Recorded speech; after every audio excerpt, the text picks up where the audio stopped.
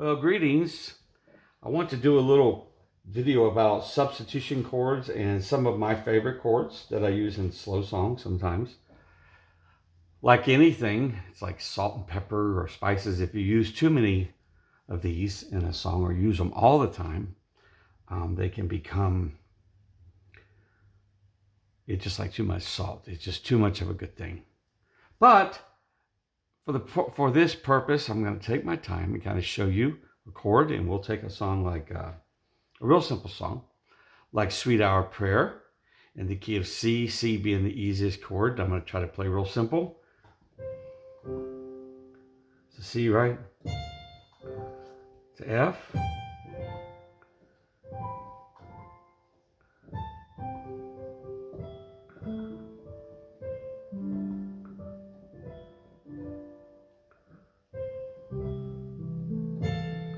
Oops.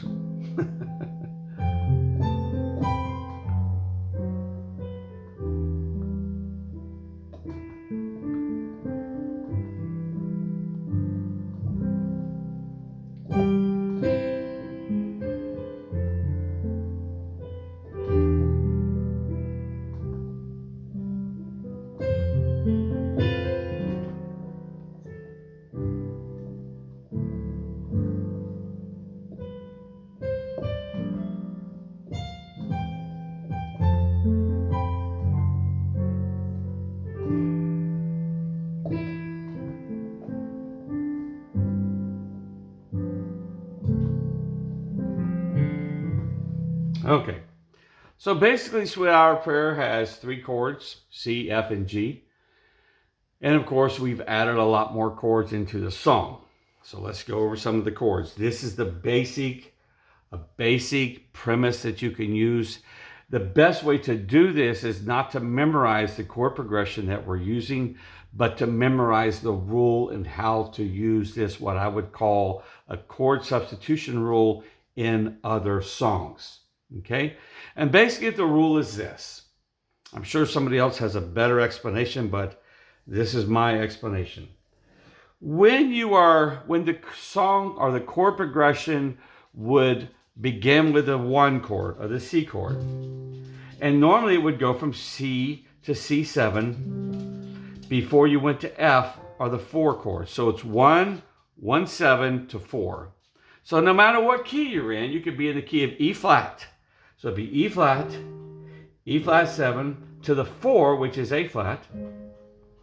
Okay? So the way the progression works is this. Instead of playing the 1, 7 chord, which in the key of C is C7, C, E, G, and B flat.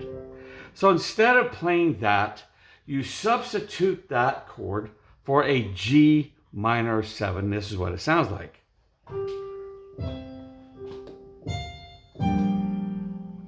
Here's the way the song is written. Here's the substitution chord. Okay? And then you can walk this chord down. So it would sound like this.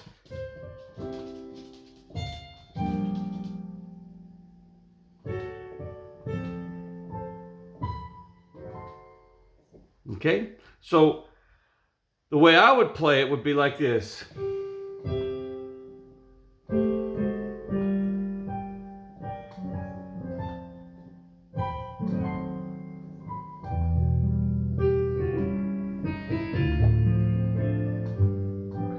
Now, instead of going back, you would go to this. Da, da, da, da, da.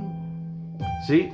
So you can substitute that chord, C7, with the 5 minor 7, which is G minor 7. C7 with this. In all kinds of songs. And you can do it with fast songs. So let's say we play, there's a Church of God song.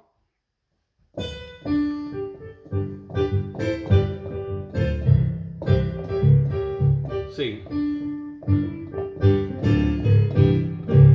So it's I mean to go right on. I mean to go right on. And most piano players, Church of God piano players, they would play a G minor, a G7 right there.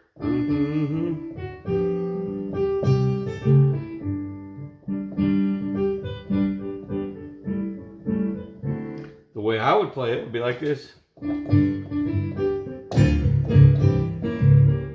Okay, so all I did, it was fast and syncopated because that is without, I hope I don't offend anybody that uses this word, but that's like a black gospel style. It's more syncopated. Dun, dun, dun, dun, dun, dun. There's that 5 minor 7. So in the key of G, the 5 chord is going to be the D chord. So now we get the 5 minor 7, and we're going to walk it down. Dun, dun, dun, dun. So it'll be dun, dun, dun, dun, dun, dun.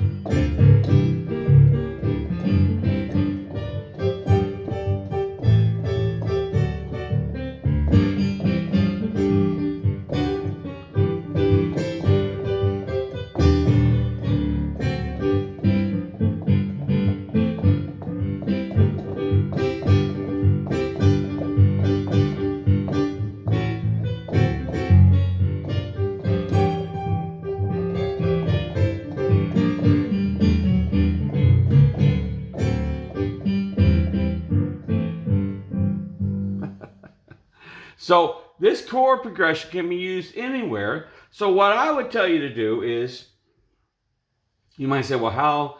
First of all, let me go back to that step. I would tell you to practice it. You might have to write it down to memorize it. Just try to remember the numbers rather than the chords. So in case you've never heard this before, so I'm going to be very simplistic. Whatever key this song is written in, that's the 1 chord. That's the number 1.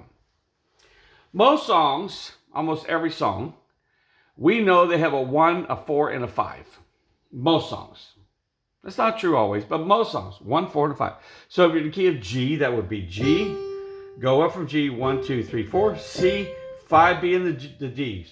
G, C, and D.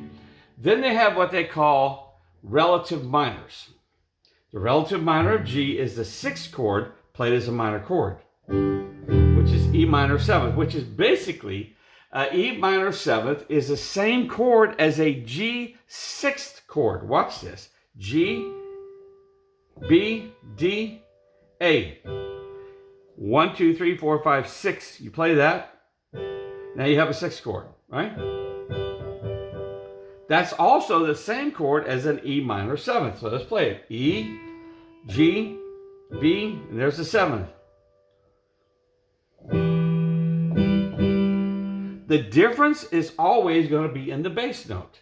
Now the bass note, believe it or not, this is why bass players are so important, that they play really simple most of the time. Some bass players try to be lead guitar players on the bass, but as my dad told me, son, you're a bass player. You're not a lead guitar player. If you're going to try to play the lead guitar, go play lead guitar. If not, play the bass. That's typically what a bass player would do in a lot of songs. Not every song, but in a lot of songs. Some guys, they try to add too much and just doesn't sound very good.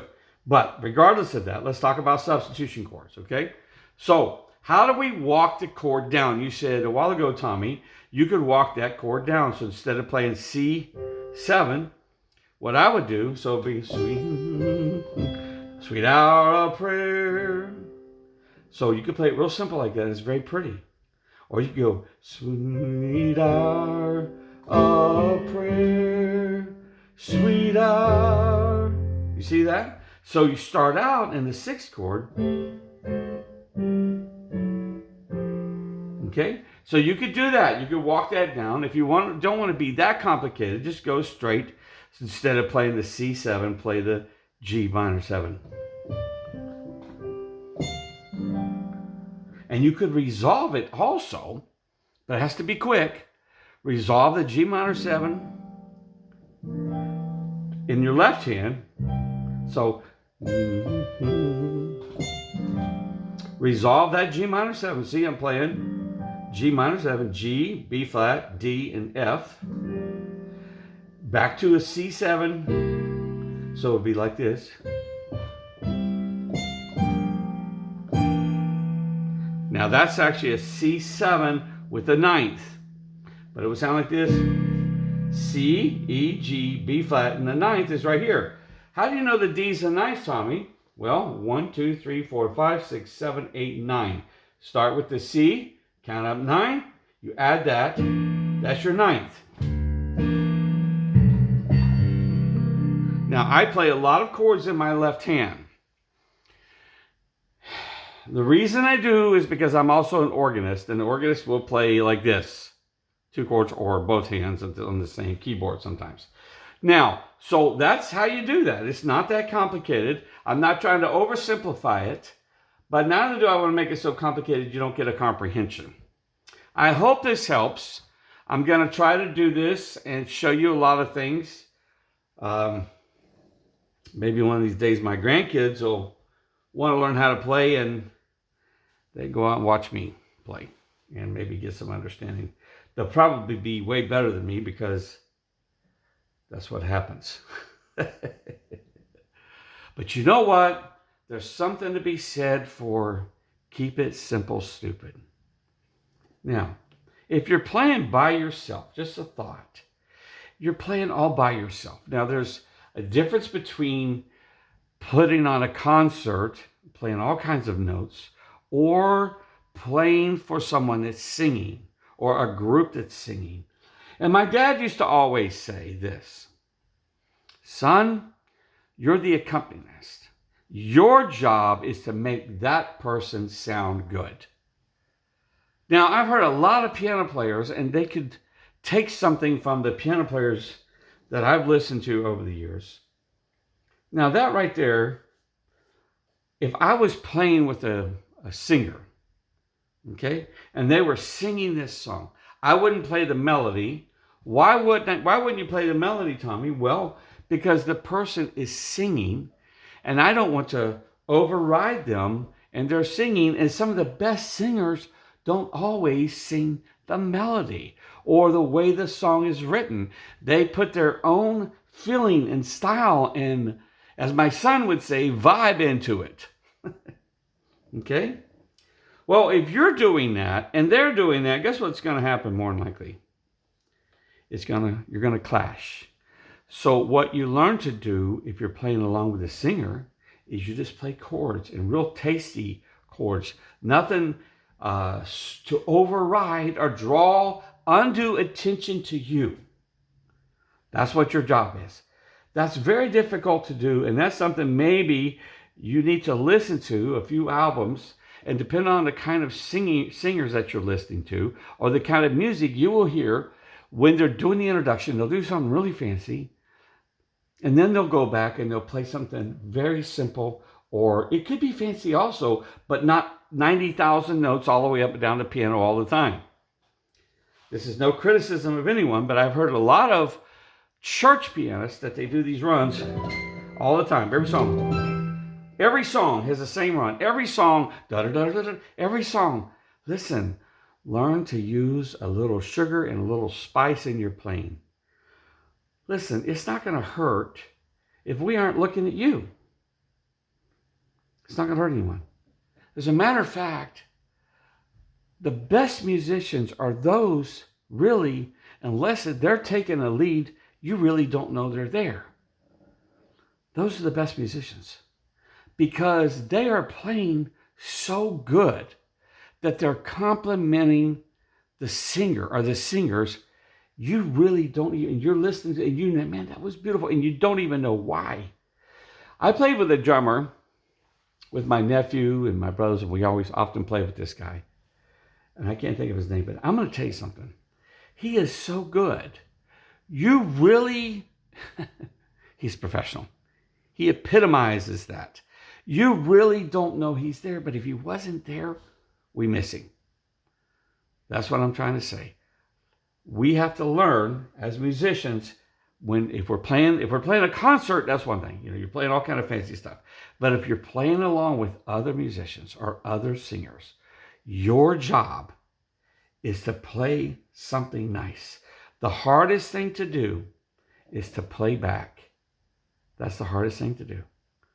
The easiest thing to do is to play too many notes. The hardest thing to do is to play, trust me, I've been guilty of it. That's why I can say that. So let's talk about it again. So if we're going to play, let's take this same thing and we'll play, let's take another song, a hymn. Let's see here.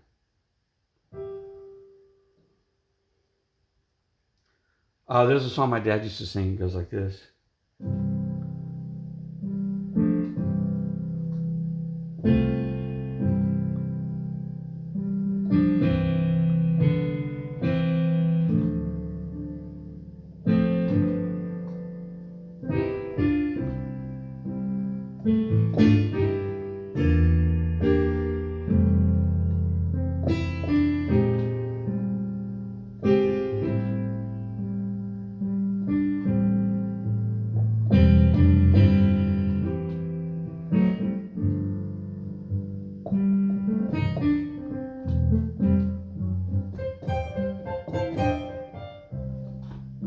So now I'm going to play it as if I was playing with a singer, so you're not going to hear the melody. The song is Jesus, oh Jesus, do you know him today? Please don't turn him away, oh Jesus, precious Jesus. Without him, how lost I would be.